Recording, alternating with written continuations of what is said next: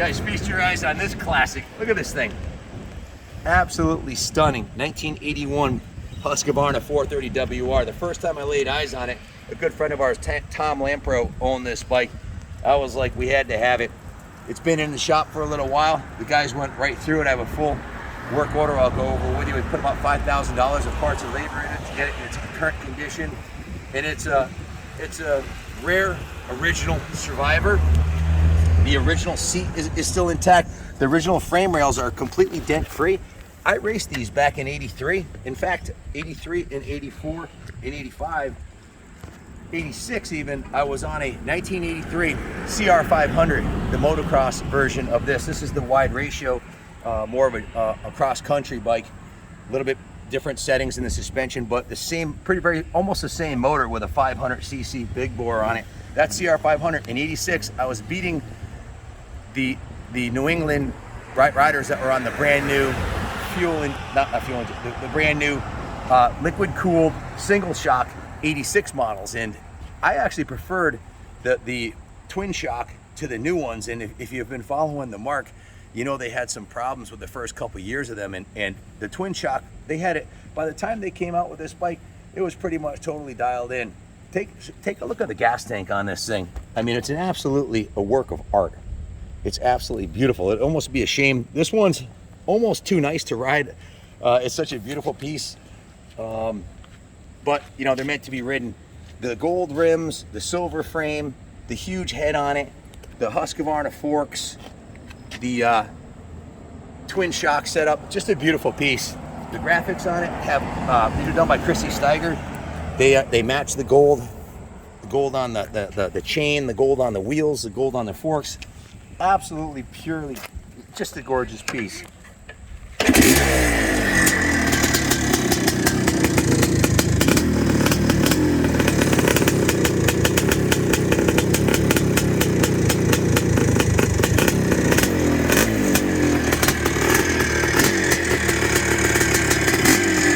Riding demo, and then I'll go over the work order with you, so stay tuned.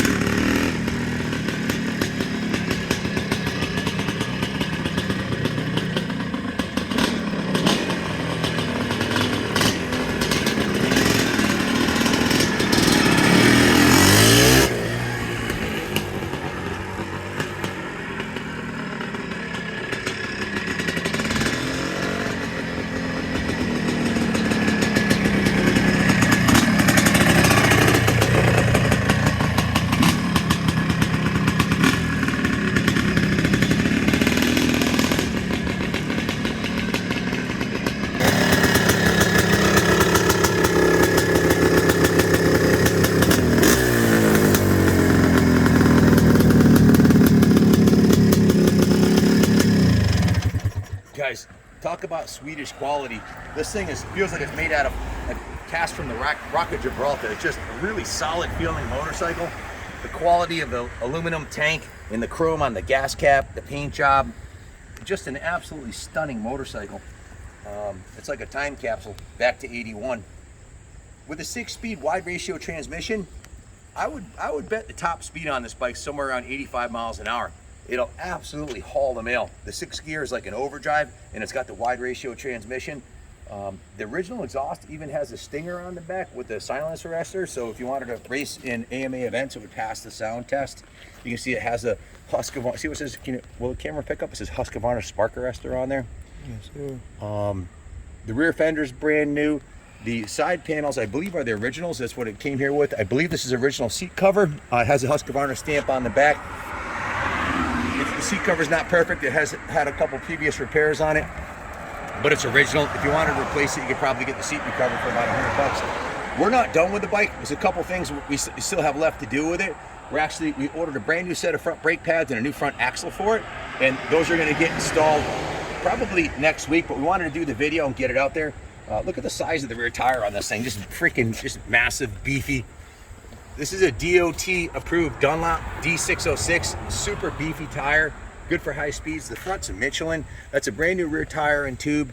The shocks are gorgeous. They're original factory shocks on this thing. They're gold and black. The paint job, the decal, just the general feel of quality when you start this bike. It starts first kick. It's got a brand new NOS Kickstarter assembly, which is like unobtainium. I don't know where you'd even find one today, but previous owner Tom found a brand new NOS Kickstarter. It's got a brand new NOS shifter. It's got a new NOS oil cap. The engine side cover looks to be brand new, as does the bolts that hold it on. The engine's been rebuilt, piston rings, everything's been redone on it. You see it's got a Mikuni carburetor on here with a new intake setup on it. Brand new air filter, new gear oil. The bike's been totally gone through. Tom had repainted the frame. He had ridden it maybe a few hours on an off-road before we got it, so you can see we did a little touch-up on the side of the frame where his boots rubbed on the paint, and we've touched up a little bit at the bottom of the frame. I didn't show you this side of the frame. Check out this side of the frame. It's absolutely freaking pristine. There's not a single ding anywhere in the frame. That's what you want to look at on a vintage bike. We also replaced the swing arm bushings and bearings in here, so the rear end is super tight on this thing. The rear brakes work awesome. The original frame loop is in good shape. It has the original mounts for the Fender. Just a gorgeous piece. The original cycle parts, the original pegs are in excellent condition. If this was raced by me, I would have destroyed all this stuff. The frame would be smashed. Half a season of pro level racing, and the bottom of this frame would be smashed. It would be, the pegs would be bent. You can see this has lived a sheltered life. Let me put it up on the stand, and I'll break out the work order because I got a pretty extensive work order on it. Jimmy Laurinaitis, one of our resident gearhead mechanics who's been wrenching bikes since the beginning of time. Jimmy worked on this thing, did an extensive amount of work. But look at the profile of this bike. Stand back from that side, and then come around this side, and where the sun reflects off the gold on the tank, the gold Husqvarna logo. This is, man, if this doesn't get you excited, check your pulse. You might be dead. It's absolutely, they don't make motorcycles this beautiful anymore. You know, the gas tank on it is a work of art. The gold front forks with the chrome uppers, the black triple clamps, just a really beautiful piece. The new front number plate, Steiger graphics. My girlfriend Chrissy Steiger did the number plate graphics and the number plate surrounds. You can see the Husqvarna with the gold crown there. Brand new front fender. You can see the new front forks. I mean, the forks have been, they're not new. The original forks have been refinished, repainted, the original color. The fork seals and sliders are new. The original axle bolt had stripped out, so that was welded on. So we ordered a brand new axle, and it was just welded on so it could be test ridden. We have a new axle and new brake pads coming, so we're going to redo the brand new axle and bolt and brake pads. We'll redo the front brake system, so it'll be perfect brake system when you get it. This is the original front rim, guys, and there's no flat spots on it. I don't see any flat spots anywhere. Usually, you know, if I raced, well, actually there's one little ding right here, one fairly noticeable little ding right there. The other side of the rim looks good. The original anodizing is still intact, which is pretty remarkable. The original exhaust system is in good condition. You can see the top of it, no cracks or welds. The bottom of it has a couple little dimples in there from rocks bouncing off of it. Pretty normal for even a new two-stroke. You know, a few rides off-road and you get a couple dings in the pipe, but absolutely a gorgeous piece. Now, Jimmy spent 25 hours on this, and he's a 30-year level A tech. It spent 8 hours in the detail shop, and I'll go over the work order here. The total with parts and labor came to $5,178, and that doesn't include the work the previous owner had done, having the tank refinished, having the engine rebuilt. There's been $8,000 of parts and labor put into this bike since the restoration was started. The Mikuni carb has a new rubber flange boot. I'll get into that in a second, but we drained and flushed the tank, installed new tank mount rubber so there's no vibration, installed the new OEM style petcock assembly. We're running VP-T2 fuel in it. Did a full carb service and tune. It starts first kick. It runs beautiful. Idle's nice. Put a new carb mounting boot flange. If you zoom in there, you can see that's new. New carb to airbox boot also. That's this boot right here. That's brand new. NOS. The air filter is new. We put new Magura levers and perches on here. You can see they have the Magura label on there. New Ori grips. We looped and adjusted the cables. Installed the OEM style kill switch. New NGK spark plug. The magneto was serviced. We repaired the stator harness. We resealed the cover. We installed the new countershaft bearing on the countershaft sprocket. Installed the new front sprocket. A new rear sprocket. If you zoom in, you can see that's a brand new rear sprocket. We just installed that. New chain, new gold chain. Repaired the top chain buffer. Replaced the lower chain tensioner. Zoom in on the lower chain tensioner and the roller and the mount arm with the updated stainless steel HVA Husqvarna Specialties parts. So this is all new. New swing arm bearings. Jimmy spent quite a bit of time on the bike, lavishing it with attention, getting it totally dialed in. And it basically looked like this when we got it, but this is what it needed to get it to the point it is right now. The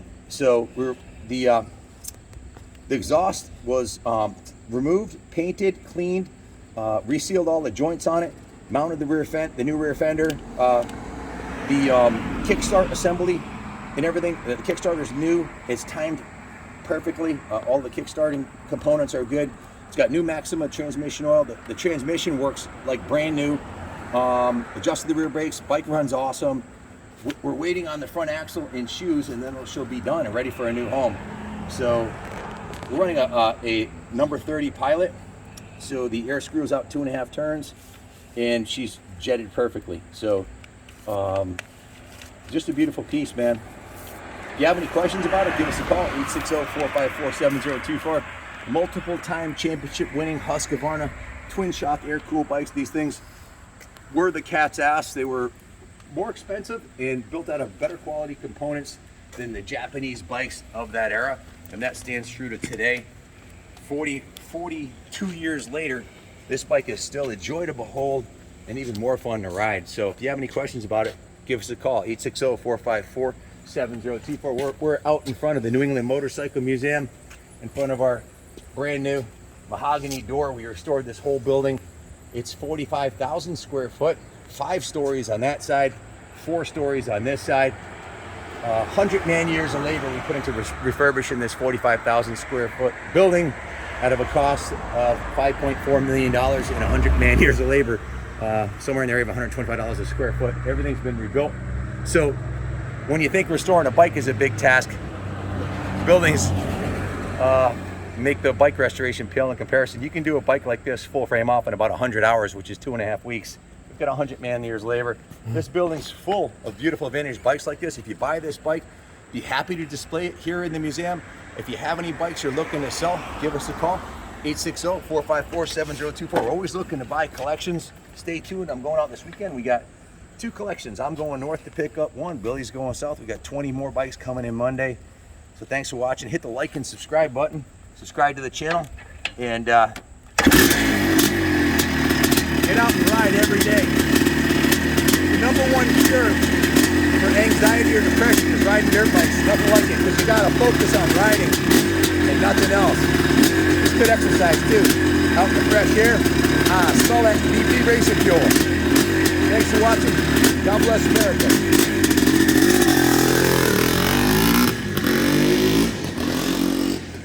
God bless America. Y'all know the deal.